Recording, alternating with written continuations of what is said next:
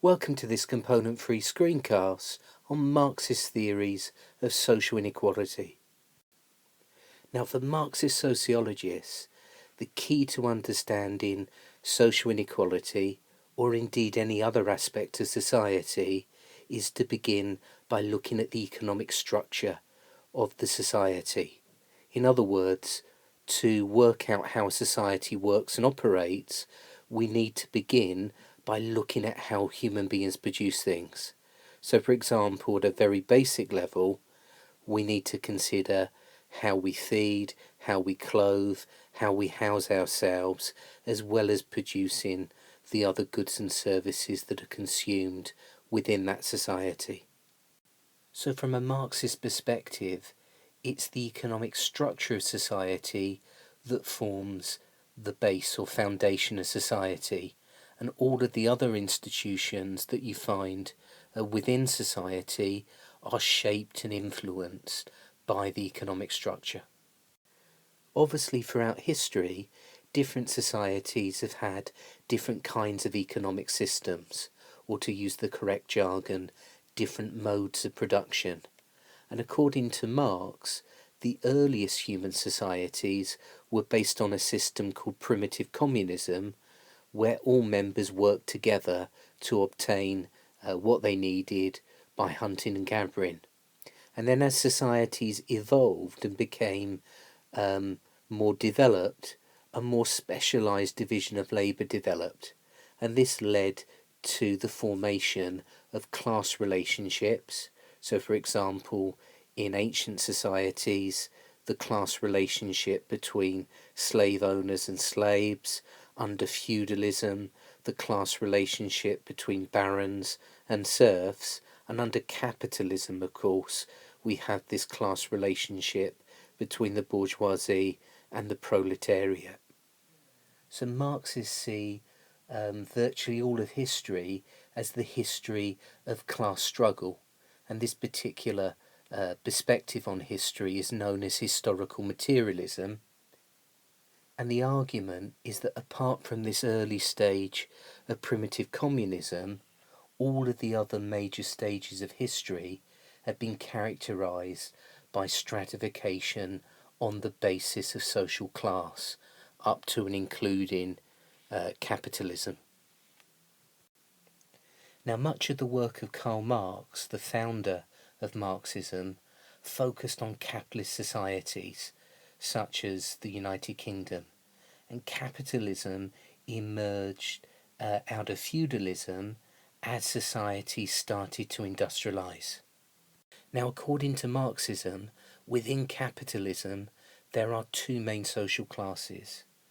There's the owners of businesses, who are referred to as the bourgeoisie, and then there are the working class, the group that Marx referred to as the proletariat.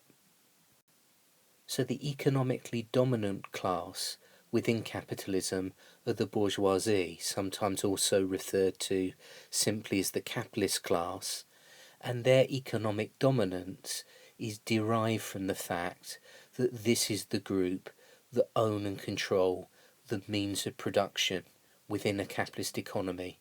And this term means of production refers to the facilities and resources for producing goods. So it's the land, the factories, the raw materials, the technology, all of the resources that you need to undertake production in a capitalist economy. And Marxists believe that the enormous wealth and economic influence of the bourgeoisie buys them political influence, that essentially the bourgeoisie are not just the economically dominant class within society, that politically they also constitute a ruling class. So we have a wealth and power feedback loop operating within capitalism, because the bourgeoisie can use their enormous wealth and economic influence to buy political influence, and then with that political influence they can rig society further in their favour, making themselves even wealthier and therefore even more powerful. Marx argued that although the bourgeoisie and the proletariat depend on one another, their relationship is also based on conflict or class struggle. So according to this perspective, within capitalism, we have a class relationship between the bourgeoisie and the proletariat that is based on exploitation. This relationship is exploitative, according to Marxists, because the working class are only getting back, in the form of wages, a tiny fraction of what their labour power, of what their work is really worth to the capitalist class. Karl Marx argued that capitalism suffered from a number of inherent contradictions or problems which would eventually lead to its downfall. For example, one of these problems was the problem of class polarization.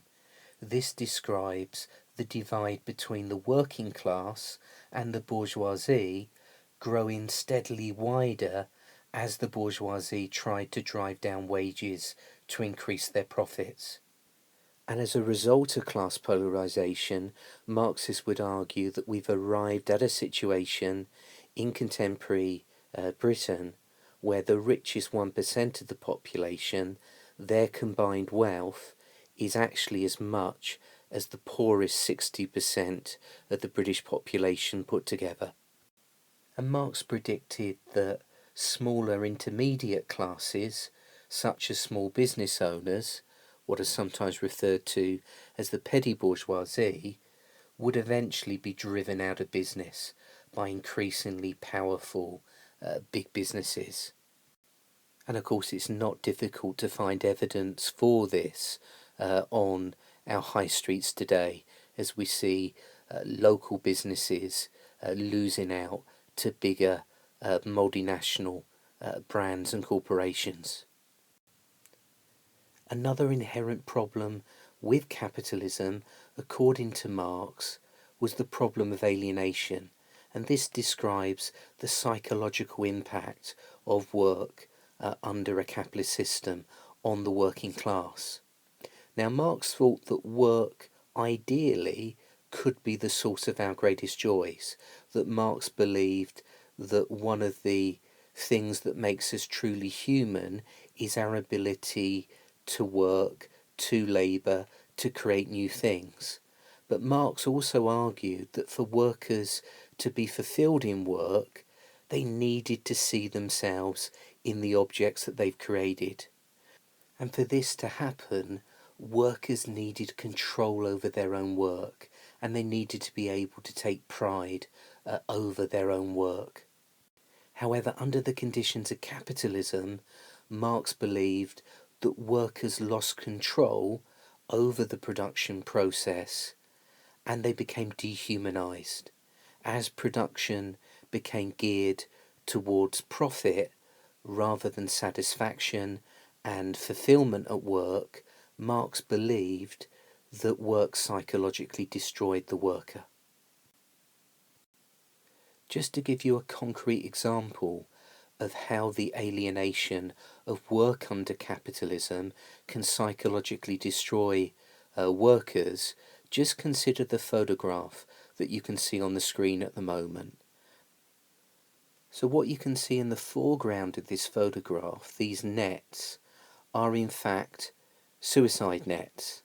And this building here, this is housing or dormitories for workers working for a company called Foxconn, who manufacture many Apple products in China, so iPhones, iPads, etc. And Foxconn have become notorious for their working conditions that have led to many of their workers actually committing suicide.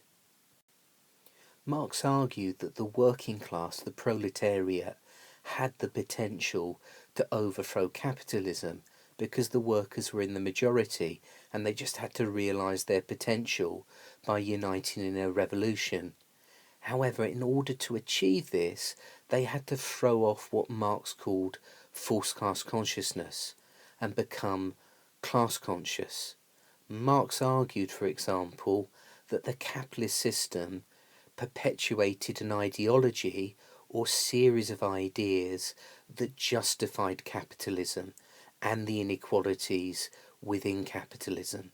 So people, according to this perspective, are drip-fed certain ideas by politics, by cultural institutions such as the media, that justify and legitimate capitalism and the class inequalities that you find within that system. So from the Marxist perspective, when the working class overcome their false consciousness, when they achieve a state of class consciousness, in other words, when they realize the nature of their exploitation and their power together to challenge that exploitation, then Marx was convinced that the working class would rise up and overthrow capitalism. And Marx believed that a new economic system called communism would replace capitalism, and under this new communist system the means of production would be shared by the whole community. There are of course many criticisms that other sociologists would make of Marxism. Firstly, capitalism has proven to be a very resilient economic system, and so far there doesn't seem to be a viable alternative to capitalism. And although Marx wrote very little about a communist alternative to capitalism, in those societies where communism was applied as a political and economic system, the result, more often than not, was a failed economic system and political totalitarianism. Marxism as a theory of social inequality also suffers from the problem of economic determinism. This is the idea that Marxism as a theory places so much emphasis on social class inequalities that it tends to ignore the importance of other types of inequality, such as those based on things like gender, ethnicity, age, sexuality, etc. Another problem with traditional Marxism in relation to social class inequality is it largely dismisses the importance of social classes situated in between the bourgeoisie and the proletariat. So rather than shrinking or being absorbed into the two main social classes, we could argue that middle class groups, such as highly paid professionals and highly paid managers, have actually grown in size and importance, meaning that we should be talking much more about the middle classes than traditional Marxism allows. However, Marxists might respond by arguing that many middle class jobs are increasingly becoming more like working class jobs, and this is referred to as the proletarianization of the middle class. So for example, the American sociologist Harry Braverman argues that many people in so-called middle-class jobs have in reality become de-skilled. So for example, the skills of clerical workers and even professionals have been programmed into machines and computers or broken down into simple tasks that can be performed by less skilled people. And this reduces the control that such workers have over work processes and also means that employers can pay them lower wages.